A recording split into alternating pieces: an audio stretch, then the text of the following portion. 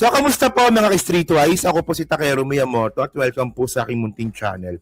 So, mga kababayan, kahapon po, nagtipon-tipon po yung mga DDS sa buong Pilipinas. Oh, ano? Yun nga lang po nila nga ho.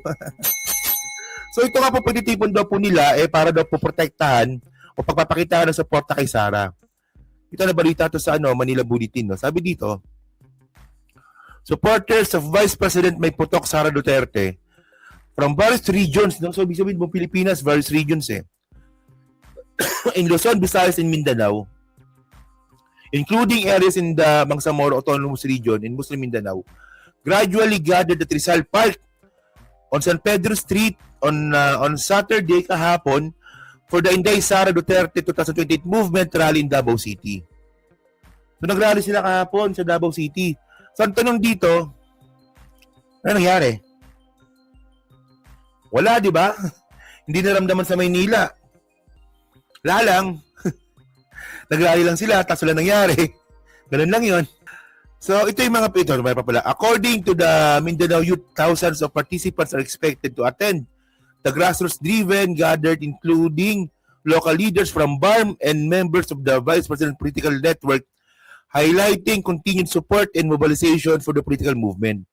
So, ito, dami nila, no? Alam niyo mga kababayan, no? Diyan po sa nangyari po na rally po na yan or gatherings ng mga taga-suporta ni Sara. Alam nyo, tinuturuan po sila dyan, no? Parang kulto. Ini-indoctrinate sila na dapat itaya daw nila yung buhay nila kay Sara Duterte. Hindi, seryoso. Ayan po yung turo dyan sa kanila kahapon. No, ang turo sa kanila kahapon, kayo ba ay handa na itaya ang inyong buhay para kay Sara? Putang ina talaga, ano? Ano to, kulto?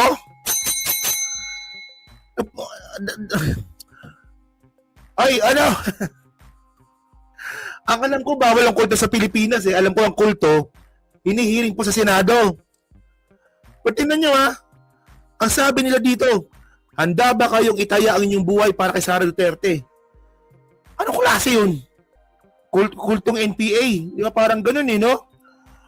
Meron dito, pakita ko sa inyo. Kado nyo, nagbibiro ako, meron na yan. So yan no, so ito yung mga yung mga DDS na puta. Mga walang utak.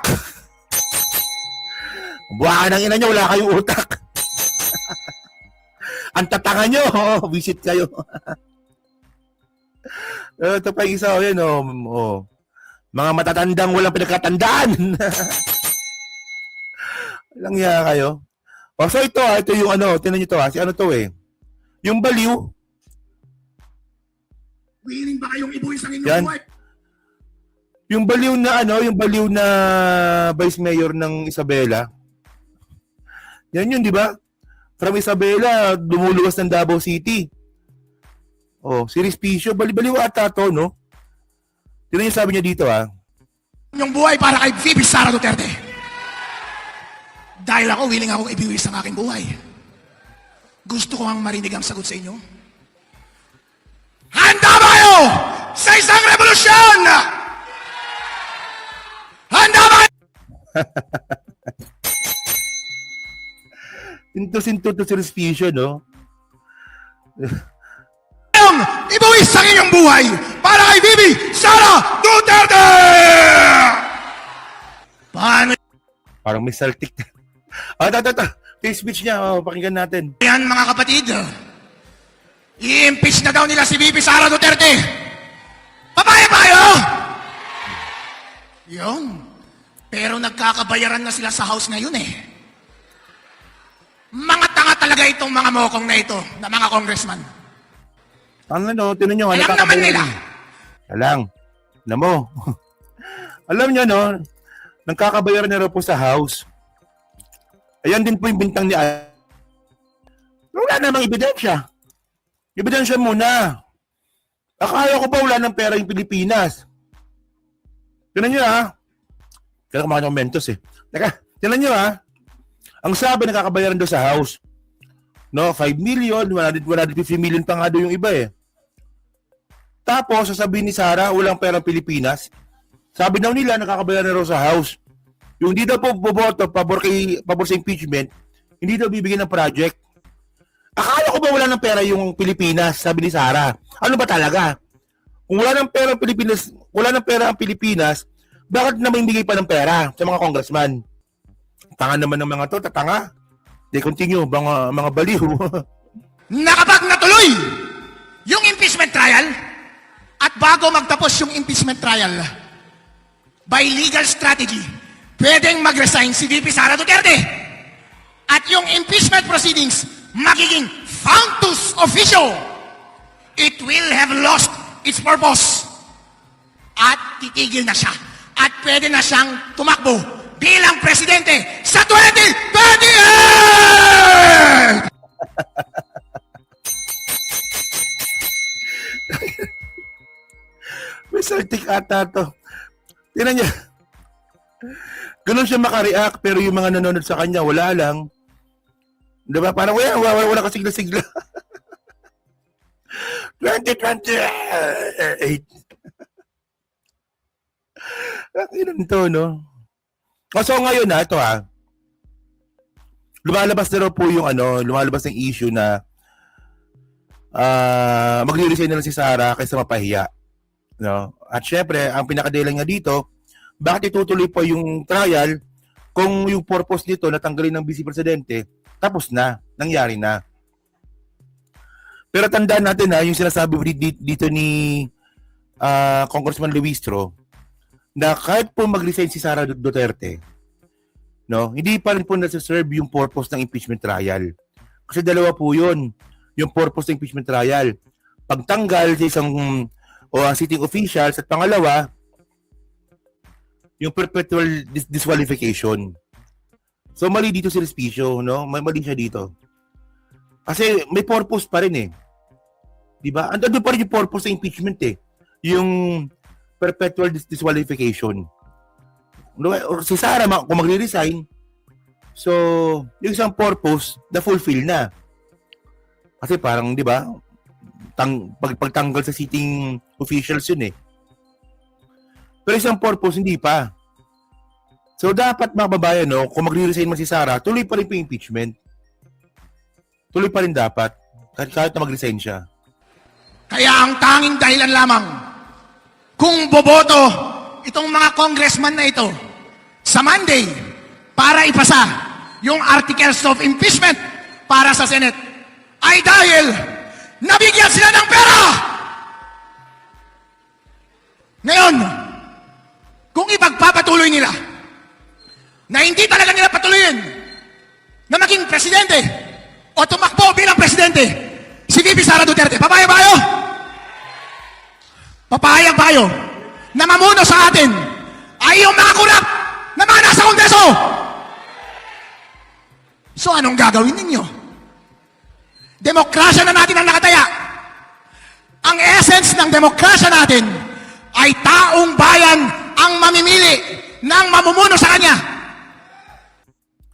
Pakaramdam kasi ng mga DDS yung taong bayan sila lang Alam niyo kung makapagsalita itong mga gago na to, no? Na nagsalita na ang taong bayan. Ito ang gusto ng taong bayan. Puta, anong akala ninyo? Yung taong bayan, DDS lang. Gago pala itong mga to. Parang siya, ganyan magsalita yung mga DDS na yan. Sila Sely, sila Badoy, ang taong bayan na nagsalita na dapat magpa-drug test si Bangag. Yung taong bayan sila lang. Sila lang naman may gusto. Hindi, actually mga kababayan, namumuro na yung si Respicio Alam ko lang, marami ng mga binabanggit yan na na talagang inciting to sedition. Pero bakit hindi pa rin nakakasuhan? Nga pala, Boeing. O nga pala. Hindi Boeing yan DOJ to, DOJ. Nga pala, DOJ. Ano nangyari? Nangyari dito? Ganun lang yun? Pero, kapag pinigilan tayo ng iilan lamang na miyembro ng House at Senate at puro kurap pa, papayag tayo! Ano ang solusyon? Willing ba kayong ibuwis ang inyong buhay para kay VP Sara Duterte? willing akong ibiwis ang aking buhay. Gusto ko ang marinig ang sagot sa inyo. Di nga, nakamatay ka nga. Nakamatay ka nga ngayon. No, sige nga. O, sige. O. Sige nga, amoy mga kilikili ni Sarah. Willing ka palang mamatay eh. Oh, sigutin mo yung kilikili ni Sarah. Di ba? Tingnan nyo ha. Ang usapan dito, patayan na. Ang usapan dito, buwis buhay na. So ano to, kulto? Kulto na ba yung mga DDS ngayon? Willing ako mamatay para kay Sarah. Ako pag tinanong ninyo ako kung willing ako mamatay kay Bongbong Marcos, sabihin ko hindi eh. Ako sumusuporta ako sa presidente. Sumusuporta ako kay PBBM, di ba, kay First Lady Lisa Marcos.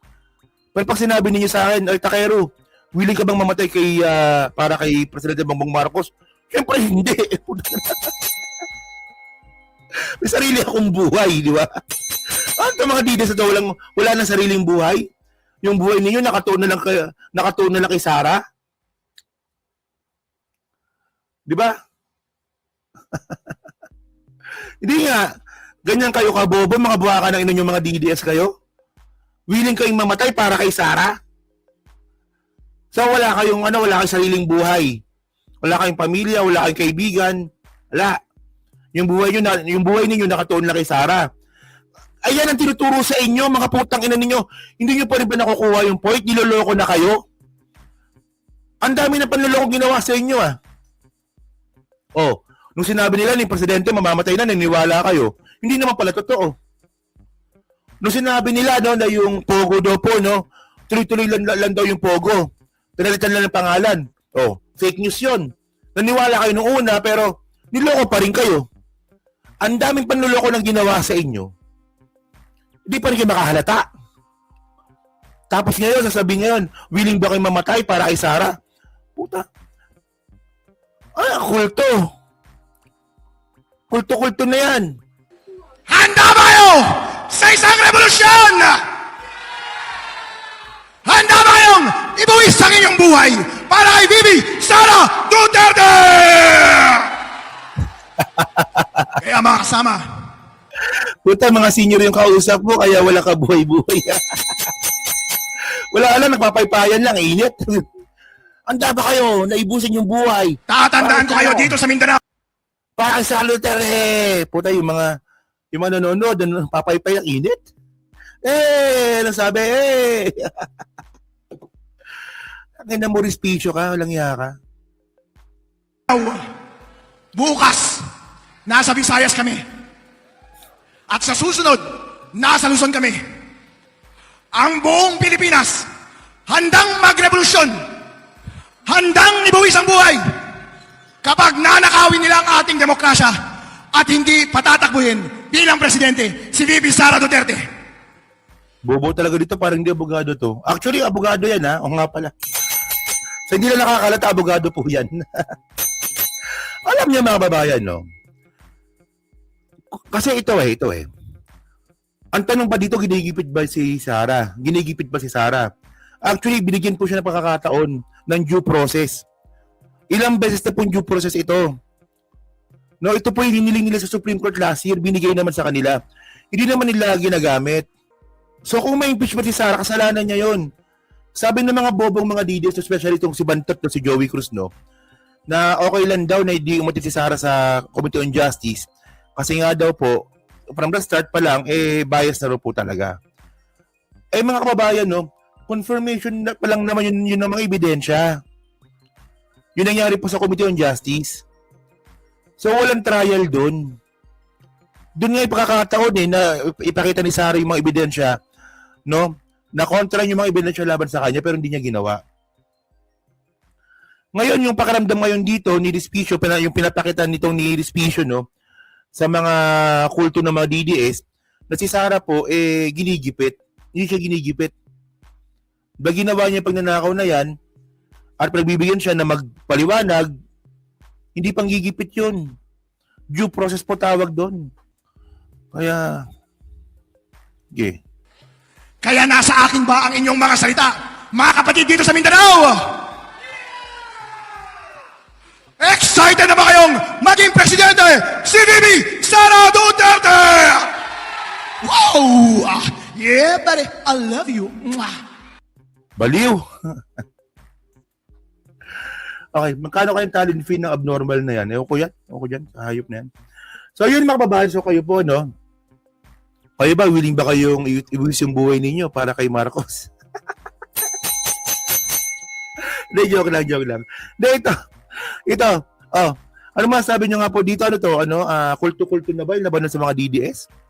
And by the way, no, itong kanyang klaseng mga statement nga po ni Despicio, tumatawid na po siya sa borderline ng inciting to sedition kung tutuusin Yung sabihin mo ba naman yung mga tao na ibuhis yung buhay ninyo, may revolusyon, puta, ano yan pagbabanta po yan sa administrasyon So paano kapag ginawang ano yan? 'Di ba? Ginawang dito yung may bomba. Suicide bomber. Kasi handa para silang buhis yung buhay nila. So ano ka? Punta ka Malacanang, suot ka ng bomba, pasabugin mo sarili mo. Suicide bomber. Ganun di ba? O nga pala, no, Vice Mayor, dapat DILG sa mga... O nga pala, no, o nga pala. DILG nga pala, oo. Kasi Vice Mayor. O, si John Vic nga pala dapat makasita dito. O kaya, so yun mga babayan, so kayo po, no, so pa-comment na po. So, babat, pinabasa ko pong lahat yun. Siyempre, dyan po sa Team Replay, no, so palike, pa-subscribe, di makalabisan. Pa-share na rin po ng content natin ngayon, no?